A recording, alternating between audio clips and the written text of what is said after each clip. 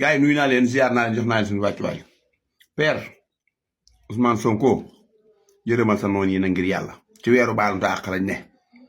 lii nga sañ se foo ko teg président Ousmane Sonko di nga rey say noonu rey say soppe ndax dañ lay bëgg ba dee ñi bañ la ba dee waaye yow nu ñu def ba mucc yow ñun day wax dëgg yàlla waa Égypte day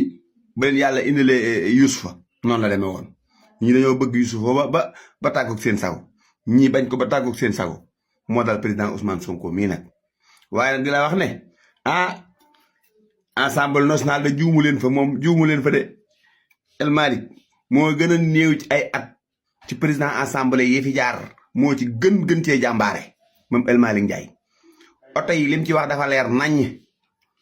weer wu dee ñu jox la 900000 dañ la koy dajaleel jëndal la ci oto loolu bu la neexee sax jënd oto 200 millions loolu dafa leer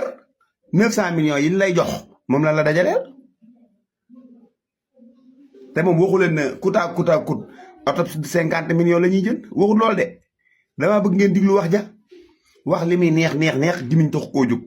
ba tax koo jóg ay nopp tax a jóg wax lem li muy neex ay nopp tax koo jóg ba tax koo jóg gimiñoo ko tax a jóg da ngeen di diglu wax ma nga dem nag màkkatal mu karam El Malick Ndiaye yàlla na la yàlla indi ci jàmm yaag seen Xaadim Mbàkke Balla Joor sama waaja dem na ba jag sama barabu turandoo mu tudd ma fa ñaanal ma fa seen Xaadim Mbàkke Balla Joor daa ngeen jëf góorgóorlul li nga am ci at bëriwut ñu jox la président assemblée nationale sa capacité ak sa dignité ak sa xam-xam ak sa yaram la ko may dangay jàmbaar. Sénégal muy dëkk bi dàq ci dëkk yi dama déglu Gomis bu Walfadjri léegi muy waxee dënn nee na Macky Sall bu fi nekkoon kon Augustin Senghor day dugg FIFA xawma kaaf fan la waxoon daal nii kon Augustin daf fay dugg c'est-à-dire Sénégal yi. bal ma takka la bu ma gisee photo président Ousmane Sonko si Côte d'Ivoire xam nga lan la ma fàttaliku waxu Simone Pierre Faye la ma fàttaliku y a une crise politique Sénégal wote rek convoqué na Sonko ma ne ko d'accord na moom rek cey lay kulu naa kañ ngeen di noppalu def leen Ousmane Sonko ni ko yàlla def mu noppal leen boo leen ko deful ni ko yàlla def Sonko jaaxal leen cey sama waa ji yaakaaru Afrique fu mu dem gars yi tatagal ko teral ko wane ni ñun dañ laa bëgg dañ laa fonk dañ laa naw y a une crise politique Sénégal wote rek convoqué na Sonko Bougane Gueye Dany sa journal bi moo bonte mun a fenn da ngeen wax ni président Ousmane Sonko du génn réew mi dem France Japon ak yooyu xam nga soo nekkee nit ko am xel di jàngat président Ousmane Sonko yaakaaru Afrique da nga xam ni moom nekkul nit ki xamante ni ku bëgg a voyager la quoi mais nag kulu naa amul xel quoi du gis loolu. Sénégalais gars yi dañoo am fit Sénégalais dañoo yaakaar ni des fois ñoom ñooy gën yeneen xeet yi wala ñoom ñoo gën yeneen dëkk yi te des fois sax dañu koy reprocher ñun Sénégal des fois dafa mel ni ñun lépp ñoo ko ëpp ñeneen ñi quoi ñoo gën ñeneen ñi dama ci ñëwaat léegi pour mu gën a clair pour fàttali leen yu bare ngeen xam ko Gomis boobu noonu mu comprendre FIFA du doxee ni muy waxee ni ko sax CAF du doxee ni muy waxee Augustin demoon na pour bokk CAF pour nekk jiite CAF fii la fekkoon Macky Sall bi mu demee ba xam ne day daanu dafa retiré wu te fii la fekk Macky Sall donc caaxaan yooyu ngeen di wax teg ko fële benn mais damay ñëw ci lu gën a leer nga Sénégal dafa neex quoi Amadou Hott candidature am ñu ngi ko commencé parce que candidature banque bi nga xam te fa la waroon jiite du 1 an nga koy préparé da nga koy préparé bu yàgg candidature am nguuru Macky Sall ñoo ko njëkk a porté fii la ko nguur gi fekk dañ ko accompagner te ce qui est normal c'est un Sénégalais bëgg a nekk jiite ñu ñëw fekk candidature am nguuru Macky Sall commencé ko ñu ñëw àggale ko beneen nguur gu bees ñëw gars yi commencé woon nañ campagne bi beneen nguur gu bees ñëw te loolu dina am lu muy yàq ci diggante bi parce que ñi doon commencé négociation beneen nguur ñëwee ñeneen ñooy ñëwaat war a reprendre affaire yi à zéro fekk ñeneen ñi jiitu nañ ko bi muy dem baat mais débat yi ñëpp xamoon nañ ni Mauritanien bi moo nekkoon favori là tout le monde le sait ñiy suivre diplomatie yëpp xam nañ ni ñii Mauritanien bi moo nekkoon favori ñëpp xam nañ ko moom ci boppam Amadou Hott xam na ko mais Sénégal à chaque fois bu dara amee day gis des experts am ni ko sa comme tey débat yi ci télé bi di ngir des experts en diplomatie ñoo xam te ni duñu xam dara ci li ñuy wax te dama leen fàttali tuuti ci histoire loo xamante ni yàggul c'est récent Macky Sall mi ñu bëgg a jël def ko koo xamante ni maanaam diplomatie non Macky Sall musta gagné benn combat diplomatique bu ab sénégalais déposé ci nguuru Macky Sall mu gagné ko amul ci benn organisme bu mag amul Macky Sall ñi mu déposé ñëpp bi mu nekk ci nguuram porté seen candidature defal leen campagne bi ñu demee dañ leen a duma mais kenn taxawul ni diplomatie sénégalaise la dañu xam ni diplomatie moo demee noonu benn nit la ñuy tànn dëkk yi dañu ñëw teew mu nekk des fois ay xeex yu métti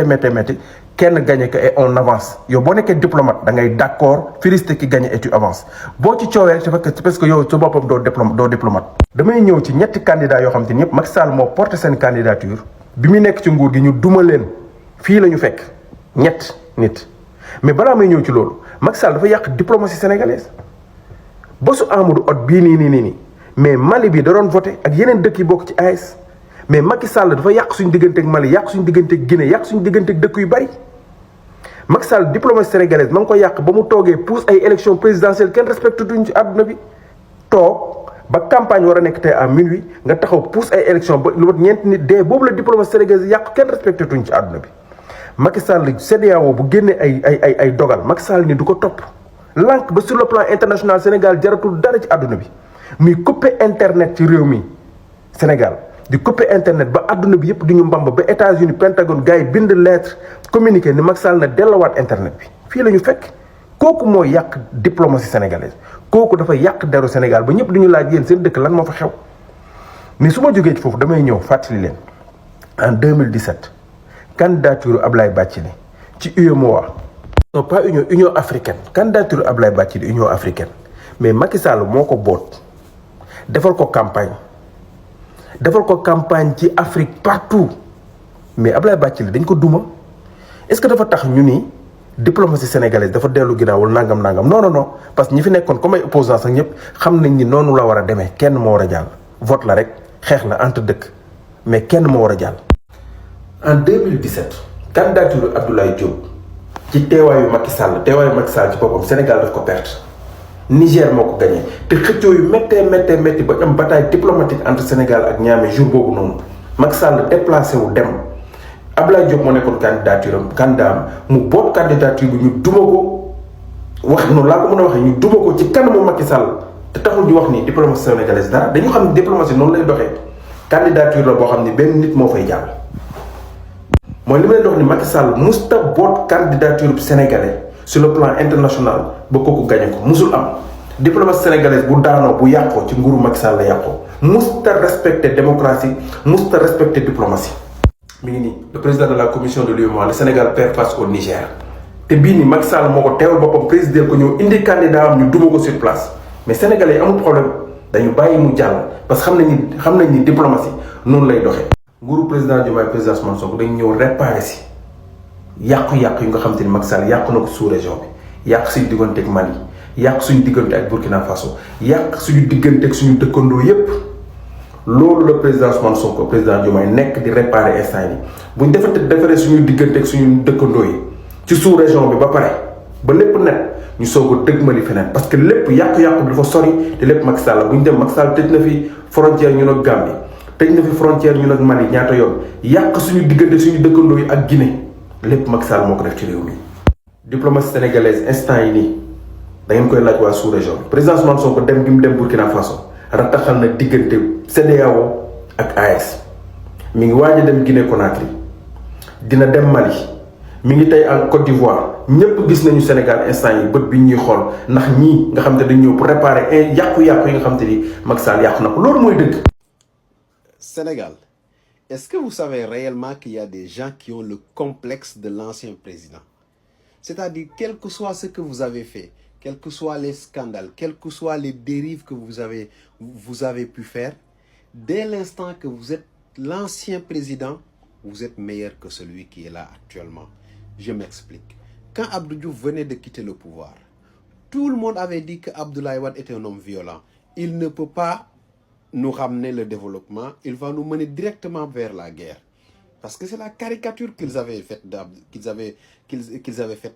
Wade, comme un homme violent. Ils sont allés jusqu'à dire que une tête qui ne peut pas avoir de cheveux ne peut pas gérer un pays.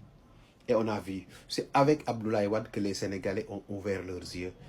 Et c'est avec Abdoulaye Wade que les grands chantiers ont ouvert. Aujourd'hui, quand on parle de bâtisseurs, le père des bâtisseurs du Sénégal, on ne peut pas ne pas penser à Abdoulaye Wade. C'est lui qui nous a fait savoir qu'en réalité, la dignité d'un être humain qui travaille, qui se lève, commence par avoir une maison de bonne qualité. Et c'est en ce moment-là, lui-même, il a commencé à les grands chantiers du Sénégal, les grandes autoroutes. Et les Sénégalais ont ouvert les yeux, ont commencé aussi à construire des maisons de très bonne qualité. Et après, Macky Sall est venu. Quand Macky Sall est venu, tout le monde disait que Macky Sall ne peut pas gérer le pays. Parce que c'est Abdoulaye Wade qui est son père. On ne peut pas laisser un père qui veut diriger un pays, on donne le pays à un fils. Et pourquoi je me rappelle? Parce que moi, j'étais du côté d'abord d'Abdoulaye Wade en 2007 et en 2012. Lors de son deuxième mandat, il a changé de vision. Il a commencé à changer de nature. Abdoulaye Wade qu'on connaissait en 2007 n'est plus à l'Abdoulaye Wade de 2007 jusqu'en 2012. Je suis allé rejoindre l'APR. Moi, j'ai voté pour l'APR en 2012. J'ai quitté mes cours universitaires pour Macky Sall. J'ai versé mon sang pour que Macky Sall soit président. C'est le seul président sénégalais qui a vu mon sang couler pour le défendre.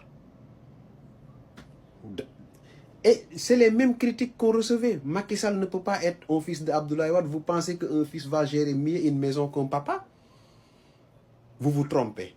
Aujourd'hui, c'est la même chose. C'est la même critique qu'on reçoit de ces mêmes personnes quand on défend son excellence Bassirou Diomaye Diakhar Faye. Ils pensent que, vu que Bassirou Diomaye Diakhar Faye est jeune, Macky Sall, c'est lui seul qui peut gérer le Sénégal. Et c'est lui seul qu'il fallait maintenir au pays. Moi, je ne suis pas dans ce complexe de l'ancien président. Je n'ai aucun complexe. Je n'ai pas horreur du changement. Que Macky Sall aille ou qu'il reste, l'essentiel est que la personne qui vient au Sénégal pour être président, qui est élu par les Sénégalais, ait un projet de société clair. Et un projet de société très, très clair. Maintenant, les mêmes personnes, le jour où son excellence Bassirou Diomaye Diakhar Faye va quitter le Sénégal, c'est les mêmes personnes qui vont dire que Bassirou Diomaye Diakhar Faye était le meilleur. Et ils vont lui trouver tous les qualificatifs positifs pour nous faire croire que le nouveau président là, qui sera remplacé par Bassirou Diomaye, qui va remplacer son excellence Bassirou Diomaye Diakhar Faye, n'est pas apte, parce que ces gens-là nourrissent réellement le complexe de l'ancien président. Ils ont horreur du changement. Dans leur mentalité, ils ne peuvent pas réaliser